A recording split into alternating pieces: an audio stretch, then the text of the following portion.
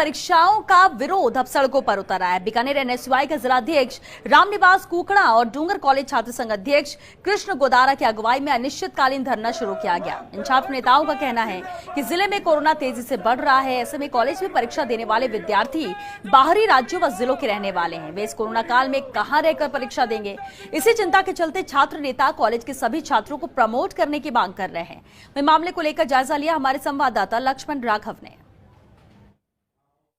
महामारी के बीच आयोजित हो रही कॉलेज और यूनिवर्सिटी की परीक्षाओं के विरोध में कमाल ये है कि कांग्रेस का ही आनुषंगिक संगठन एनएसयूआई है। यहाँ पर धरना अनिश्चितकालीन शुरू किया गया है। रामनिवास कुकड़ा जिला अध्यक्ष की अगुवाई में संख्या कम है, लेकिन उनका तर्क है कि हमने जानबूझकर 5 लोग रखे हैं ताकि सोशल डिस्टेंसिंग का पालन हो। हम उनसे बात करते हैं और समझते हैं क्यों लगता है कि परीक्षाएं नहीं हो। वर्तमान की परिस्थितियां जिस प्रकार से संक्रमण फैल रहा है, उस हिसाब से अधिकांश जो विश्वविद्यालयों और विद्यालयों के अंदर जो विद्यार्थी पढ़ रहे हैं वो ग्रामीण क्षेत्र से आते हैं। और हमारा ये तर्क है कि अगर ये बीमारी ग्रामीण क्षेत्र तक पहुंच गई तो इसको कंट्रोल कर पाना बड़ा मुश्किल होगा।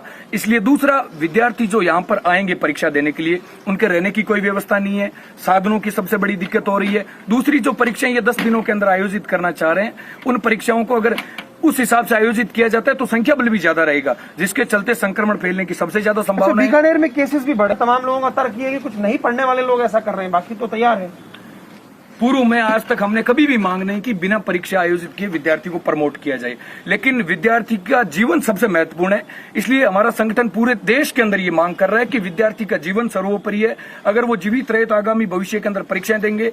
हम ये भी बोल रहे हैं कि अगर कोरोना की वैक्सीन आ जाती है तो हम खुशी खुशी पेपर देने के लिए तैयार है। बीकानेर के अंदर बढ़ते हुए कोरोना को देखते हुए और उनके जीवन की सुरक्षा को देखते हुए हम सरकार से यही निवेदन करते हैं कि आप जल्द से जल्द छात्रों को प्रमोट करने की मांग को जल्द से जल्द इस पर ध्यान दें और उन्हें प्रमोट किया जाए। और साथ ही साथ एनएसयूआई संगठन ने भी इसमें अग्रिम पंक्ति में रहकर छात्रों में लड़ाई लड़ने का काम किया है।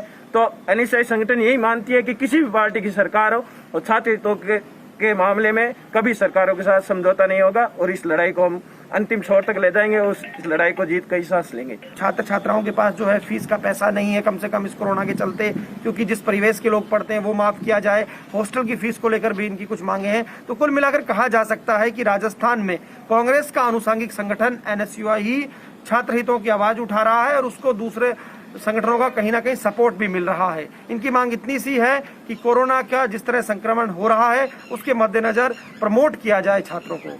सहयोगी संजय पारिक के साथ Lakshman Raghav, First India news.